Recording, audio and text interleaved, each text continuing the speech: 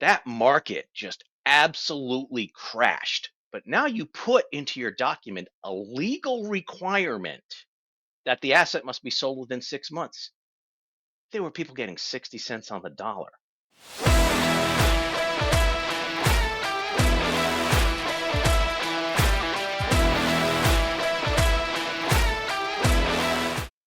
Hi, Jeff Massachi, the Plain English Attorney, and welcome to the video. Today, we are going to talk about 5 different mindsets that are common when I talk with people about estate planning, but it's not necessarily prevalent. But I want to make sure that we're dispelling it and trying to get you the right information to plan the estate the way you want it done. All right, so let's kind of jump right in with a story. I had some clients just recently and they really had the whole estate planning thing not correct, right? So very common, hey, I want everything to go to my kids, and then if anything happens to them, it goes down to the grandkids. And this brings up when. And the whole point of this video is when actually matter? So here was the thought. Okay, I want everything in this revocable trust. I want it to go to the kids equally, but then after it goes to the kids, there is this mandatory, absolutely must have anything that I give them go down to the grandkids. So, well, wait a minute. Where is that actual dividing line? Either it's going to the kids and they can do whatever they want with it because it's outright, or you're going to hold it in trust so that the kids can get the benefit, the trustee can provide them money, but whatever they don't use must go down to the grandkids. You can't have it both ways. Either the trust is going to hold it up and then eventually give with the remainder of the grandkids, or you're giving it to the kids and they can do whatever they want. And here's the thing that's most common. If you think it's important for educational videos like this to get out there, then please help us out by subscribing to the channel. If the kids are married, they're probably leaving everything to their spouse. If you absolutely don't want that to happen, and I have clients that don't want a son-in-law or a daughter-in-law to get anything, it can go instead to what we call an asset management trust. So now it's held in trust for the remainder of that child's life. And a very common thing is they're buying a house in whole or in part. They can buy it into that trust, and the spouse can live in the house as long as they're together. And but once their child passes on, now the grandkids become the beneficiary. It's mandatory. You can't just say, I want it to go outright to the kids. And then they have to do this because once it's outside the trust realm, it's outside the parameters of the trust. There's no way to really enforce it.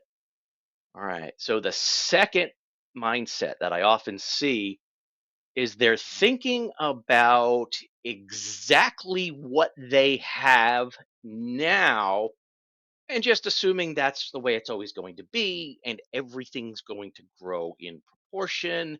And all right, I've got this house, it's worth, let's just say I've got a house that's worth $1 million. We have stocks that are worth $1 million. We have bonds that are worth $1 million, and they've got bank accounts worth $1 million. And they say, oh, okay, I have 4 children. I want the house to go to this child. I want the stocks to go to this child. I want the bonds to go to this child. And then I want the bank accounts to go to this child. And then 5 years later, we got this big boom in the economy. Houses doubled in value. Stocks have doubled in value. The bond portfolio has doubled in value. But because they didn't want to take away from the stuff that was making money, they've been spending out of the bank accounts, and now that's down to $500,000. And then they die. Well, 3 of those 4 kids are basically getting $2 million worth of assets, and the fourth is stuck with $500,000. So it's half of what they originally planned, and everything else doubles. So one child really is getting screwed over in this estate plan because they were thinking these items go this particular way. All right, so that's not the way to really approach it. If instead you said, all right, everything gets divided equally among my children, then it doesn't matter what the makeup of your assets and your portfolio is, whatever it happens to be at the time of death, it's getting divided equally among the kids. And now the trustee, they can parcel out, well, real estate can go this way, stocks this way, partially cash some here, or look, we could sell everything and just everybody gets a check. It's whatever's going to work, and you're trusting that your trustee is going to divide it up appropriately, but it's got to be in those percentages. That's mandatory. Okay, so that's really the best way to think about it. Not, hey, I want these particular items to go this way. With the estate patch system, you can pick your own plan. This service of the Care Assistance Center LLC can provide U.S. adults with the estate documents they need without having to hire an attorney. If you want to handle these documents yourself, then our licensed document creation system can help you create your own documents, while our original courses and materials can help you maximize your plan and help maintain it. You can pick your own plan. The other thing, another third mindset, and this is also very common, they want to start giving out dollar values of bequests, even if it's not specific assets. It's like, okay, well, I have $4 million today. Let's keep going with that. I've got $4 million. I've got four children. I want each of them to get $1 million. And maybe there's like 4,050,000. I want this child to get 1 million, this to get 1 million, this to get 1 million. The fourth one, okay, they'll get whatever's left, which is about 1 million. All right. What then happens if they start spending their money down? Look, when you get into retirement, people are spending what they've earned over time. Sometimes whatever they've got it invested in will grow and they're kind of living off the income. But there are other times where, yeah, they have a projected spend down of their assets. Well, now suddenly it's this dollar value goes this way, this dollar value goes this way, this dollar value goes this way. And then once again, all right, maybe it got drained down to just a little over $3 million. Once again, that fourth child that's getting the remainder, they're screwed out of an estate. So instead of trying to think of dollar values going, again, just keep it simple. Everything goes equally, and now each child is getting 25%. It can be 25% of 4 million, 2 million, 8 million. It doesn't matter because you're using percentages. But the second you start putting dollar bequests going to this way, and that's the way you're thinking about your estate, you're really not keeping things flexible. Now, one thing I can tell my clients, they really should be coming in annually, especially if they have a revocable living trust, so we can stay on top of the estate, make sure there aren't any changes. But look, it's reality. Not everybody does that. You go 6 or 7 years and suddenly all those numbers are way out of whack. All right, let's build in just in case life gets busy, like it does with a lot of my clients. Let's keep it flexible and use percentages instead of those dollar values. All right. The fourth big thing, and this is a very kind of touchy subject for some clients because they may have an awful lot of assets tied up in real estate or other hard assets. And so they come in with this mentality of, okay, sell the real estate and divide the proceeds. Well, okay, hold on a minute. Let's say that it's a $4 million estate, but $3 million is in real estate and other hard investments like that aren't easily liquidated, but they can be.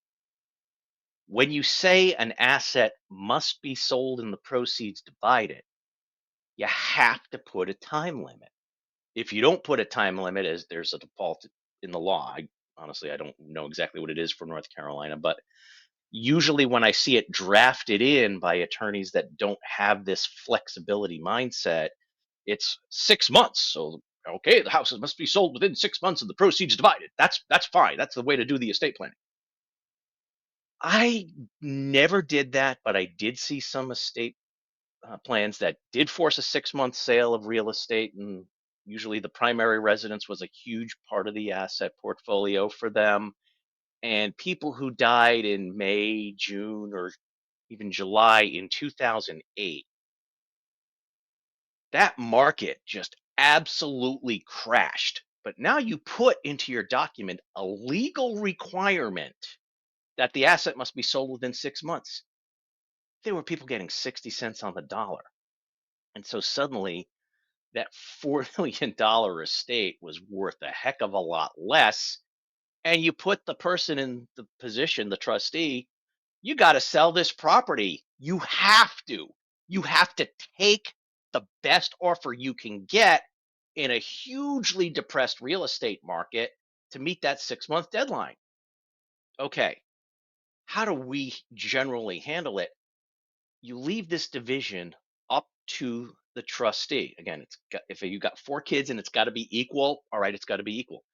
They can just deed it over to the 4 kids and let them kind of figure it out. They don't necessarily have to sell. But the way we put the trust together and the way we would usually advise them is like, look, it's a horrible time to sell the real estate. Look at getting the house ready for rental. And 2, 3, 4 years, the market's going to come back. In the meantime, what you're doing is you're getting some rental income. It can take care of expenses and whatnot. In this way, you're not having to fire sale real estate. You're actually preserving this asset and selling it at a good time. And you're making sure that the trust has the provisions and the flexibility to let the trustee do that. So, if I ask my clients, do you want your kids to get the full value of your house? Or do you want them to get 60 cents on the dollar because you want to force it to be sold in what could be a depressed market? They go, oh, no, no, no. We want them to get the best value possible. All right, make sure you've got that flexibility written into your estate plan. If you think it's important for educational videos like this to get out there, then please help us out by subscribing to the channel. And now the fifth thing. This is something I really had to kind of go through with a client very extensively. He wasn't getting it. And then I saw it clicked. All right, he has a lot of rental property and there's income that's coming in. He has 4 children. 3 of them are young adults. One of them is significantly younger. So there, I believe it was at least a 10 to 12 years before they were turning even 18, let alone when they thought they'd be responsible enough to receive an inheritance. So he's looking at this rental income as providing his wife and this youngest child with enough support to live and get by. But he absolutely didn't want to take away from those adult children, those 3 adult children, from getting their inheritance when he died and not have to wait the 10 to 12 years if anything happened to him soon. All right, well, looking at that portfolio and what these 3 adult children were going to get, it's going to have to include some rental property. And he's like, well, that's fine, except the income has to keep going to the spouse. No, once the asset is transferred, it's transferred. It's theirs. There's no obligation for the income producing off of assets to have to go back somewhere else. It would be, and this is where it clicked. All right, if look, I got a good rental property. It's in a really good location. You're going to make a good amount of money off it. I just don't want to be a landlord and I'm going to sell it to you. I sell it to you. It's yours. And then the next month, I'm like, well, where's my rental income?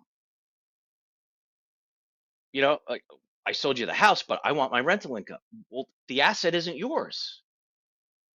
And I'm like, well, no, I want the rental income. No, once the transfer of any kind of asset that produces income, the income belongs to the person you gave it to.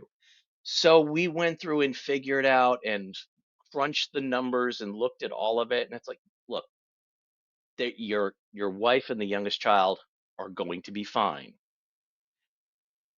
The assets are going to go over. And the thing is, the way this family was, they really had more than enough to take care of the wife for the rest of her life, for that youngest child until they are out of college. There was enough money there, but not so much money that they could live extravagantly. And we're talking about insurance options and other things that could potentially supplement that. But he really needed to get that idea out of his head that, well, I can transfer this asset to my adult children and then the income has to go. No, once it's out, it's done. All right. So those are the five mindsets that I often see when we're doing estate planning that may not actually be correct. And once we get that squared away and start thinking, look at percentages, when are the distributions actually going out? When does when actually matter? And we walk through these scenarios and provide these examples, it clicks. So hopefully watching this video is going to help it click with you. And when you're approaching doing your own estate planning or updating your plan, you're keeping these things in mind. So as I always tell my clients, please stay safe, plan ahead, and enjoy life. And whatever you do, make it a great day.